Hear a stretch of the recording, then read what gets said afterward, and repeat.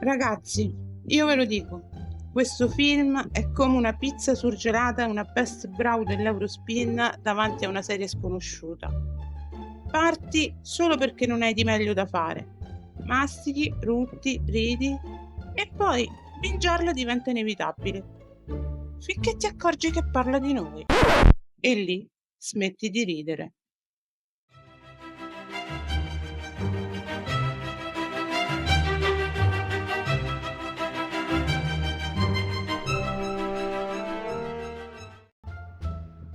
Idiocracy è un film del 2006 diretto e sceneggiato da Mike Judge. Sì, proprio quello di Beavis and Butthead e Office Space. Quindi già sapete che non è uno che le mando a dire. Che mette su una critica sociale in forma di commedia demenziale con tanto South Park e un pizzico di Futurama. Il protagonista è Luke Wilson, perfettamente castrato come uomo medio, perché Luke Wilson è l'incarnazione vivente dell'uomo medio.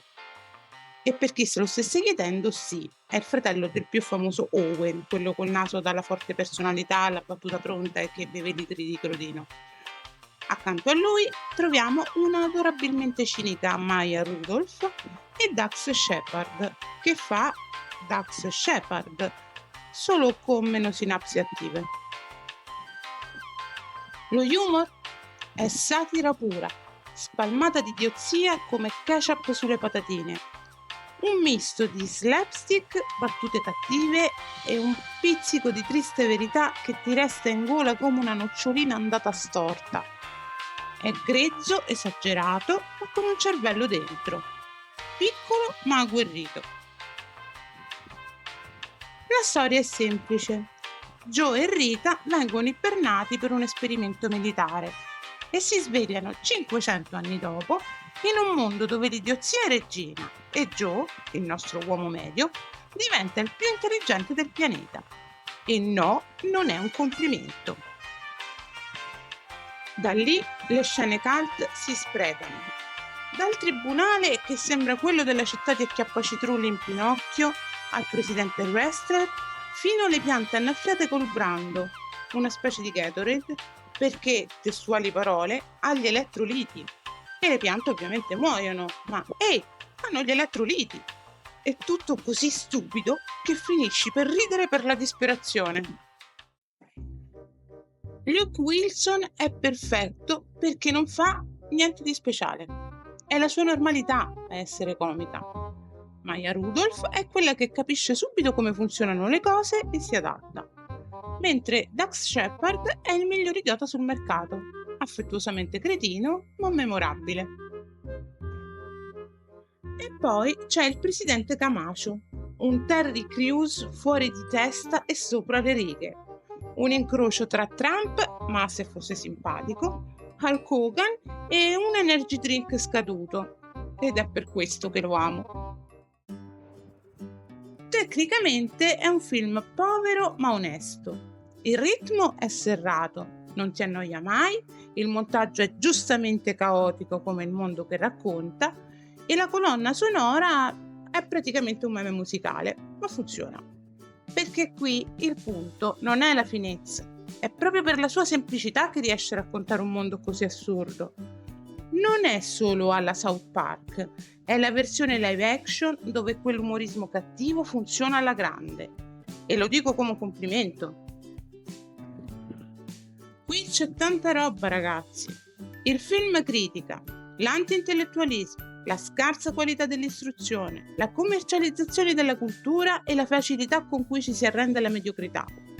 È profetico. Già allora, parliamo del 2006, quindi 20 anni fa, raccontava dipendenza da tecnologia, pubblicità invasiva, ipersessualizzazione e perdita di intelligenza collettiva. E la tecnologia in particolare è usata malissimo, non risolve nulla, anzi moltiplica l'idiozia. Una bella frecciatina a chi crede che basti l'high-tech a salvarci. Ecco, dietro le risate ti scivola addosso un messaggio abbastanza inquietante. Se l'ignoranza viene premiata e la cultura viene derisa, il futuro sarà questo. Il film non giudica con la puzza sotto al naso, ma ti lascia quella vocina fastidiosa in testa che dice: Ehi, siamo sicuri di non esserci già arrivati? Satira sociale vestita da commediaccia, insomma. Il bello di Idiocracy è che ha un'idea geniale, coraggiosa e una satira che non guarda in faccia a nessuno. Ci sono scene che diventano subito cult e battute che ti restano appiccicate addosso e soprattutto riesce a farti ridere e nello stesso tempo a farti pensare. Eppure, diciamolo, l'idea geniale e profetica poteva essere sviluppata meglio. Invece finisce per essere solo una commedia un po' scema. E sì, a tratti è grossolano, un po' sciatto e magari qualcuno lo troverà persino offensivo. Ma meglio così che edulcorato. Perché il dubbio che questo futuro non sia poi così lontano resta dentro come quella pizza ai peperoni che non riesci a digerire. In conclusione, Idiocracy è quella commedia che sembra solo scema e invece, se ci pensi bene, fa quasi paura, perché ha le palle di dire cose scomode. È un film che fa ridere, fa male e poi ti fa ridere di nuovo. È un antidoto all'arroganza intellettuale, ma anche un avvertimento. Mike Judge ci regala una satira spaventosa e divertente sul futuro dell'umanità, che forse è già il nostro presente. Ha preso il futuro, l'ho trasformato in una puntata di Jackass e alla fine noi siamo stati capaci di fare pure peggio. Una visione obbligatoria per chi ama le commedie intelligenti mascherate da film idioti. Quindi sì, scaldate la vostra pizza surgelata, aprite la vostra Best Brow, guardatelo, ridete e poi magari spegnete i social per un po', non si sa mai. Voto 7,5 su 10.